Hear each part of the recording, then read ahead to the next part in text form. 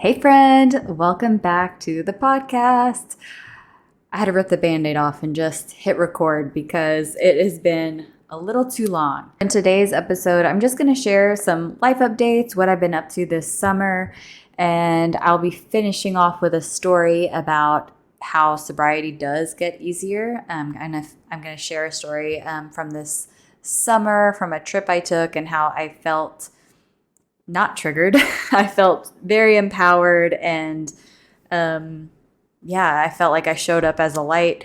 And so I want to share that story with you just as an encouragement, because I know sometimes in our the beginning of recovery or in the beginning of our sobriety journey, it really feels like it's always going to be hard or like sobriety is just so hard.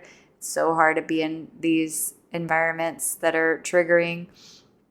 So I shared a little bit of a update in the Facebook group, and everybody could relate to just being around family that is a little dysfunctional, but they are very fun still. But anyway, so I shared a little bit of the snippet in the Facebook group, which, by the way, if you are not in the Facebook group, go ahead and click on the link below and join us in the Facebook group, the Beyond the Booze Christian Sobriety Community.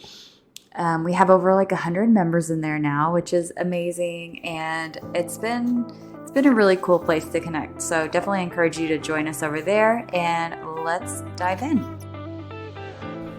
Hey friend, welcome to Beyond the Booze. I'm your host, Victoria Plummer, daughter of the Most High, wife, boy mom, and multi-passionate entrepreneur. I know that you are sick of wallowing in shame after another night of binge drinking. I know that you want to quit, but you can't imagine a life without alcohol. My mission is to set you free from the lies, fears, and habits that are keeping you stuck in a toxic relationship with alcohol. In this podcast, you'll learn about spiritual growth, personal development, healthy lifestyle habits, and recovery education so that you can start living a life you love. If you're ready to take your power back, grow in your faith, and live a more purposeful life, you are in the right place. Whip up your favorite mocktail. Let's do this. All right, we are back. Let's do this.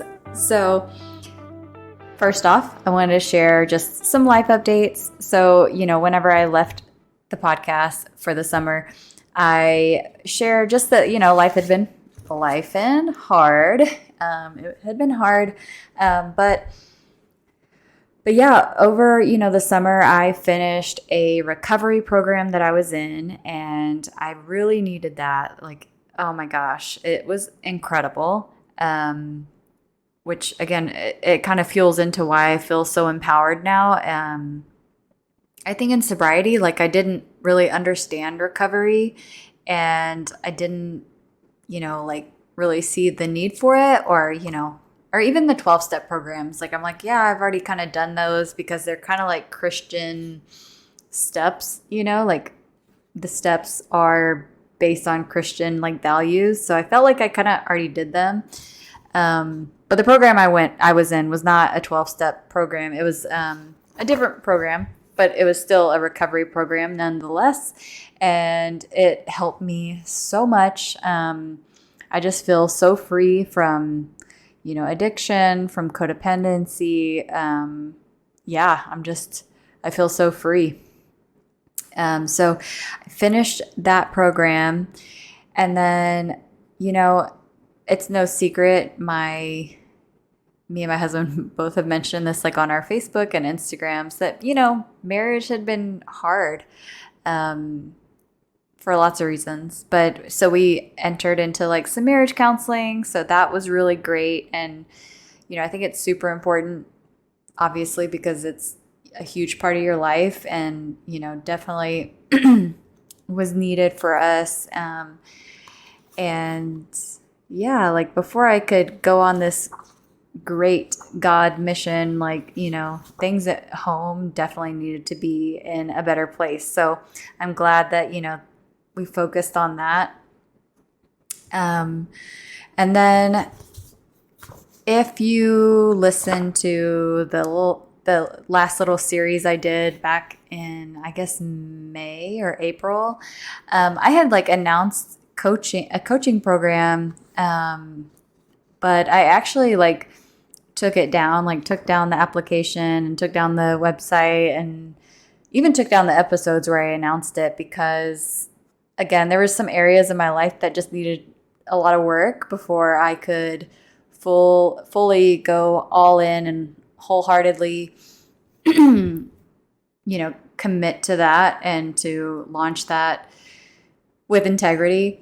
So, yeah, I pulled that back and I've actually been working on developing another coaching program, which I'm very excited about. This is like a program that God, downloaded to me.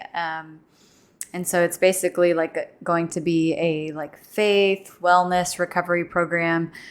So a program that's going to incorporate, faith habits, that kind of thing, wellness practices, and then working through like elements of recovery. So which recovery, you can also call it like self-discovery or self-excavating. It's like getting rid of all the junk and uncovering your true self.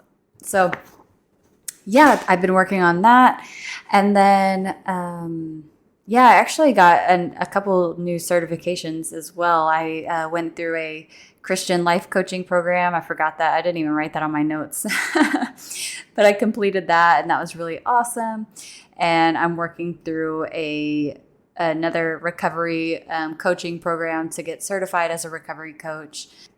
Yeah, so I'm sure there's lots of details that I'm missing, but that's the gist of it. Been working on my recovery, working on my marriage, working on my business, and enjoying time with family. We've had a lot of family get-togethers. We got a pool put in over the summer or back in May. So, pool time, friend time, family time, all the things. But yeah, so now we're back and I'm very excited to be back. So the last thing I wanted to tell you about was my trip to Florida. So this trip I was very nervous about because, I know that you can probably relate. There's, when you're around certain family members, it can be kind of like triggering to drink, especially because you're so like even if it's not around drinking, like you could even think of it as like the way you eat when you're with your family. You just kind of like, it's easy to go back to old habits, when you're in environments with family members who, maybe don't eat very healthy or they drink a lot or they smoke weed or whatever. Like it's so easy to just like fall into like their pattern. Even if you normally eat pretty healthy or you're normally sober, like all those things, like it's easy when you're with family to just fall back into your old personality. You know what I mean? I hope you do. I'm sure that makes sense because I feel like it's just a universal kind of thing. So anyways, this trip to Florida, I was a little bit nervous because, I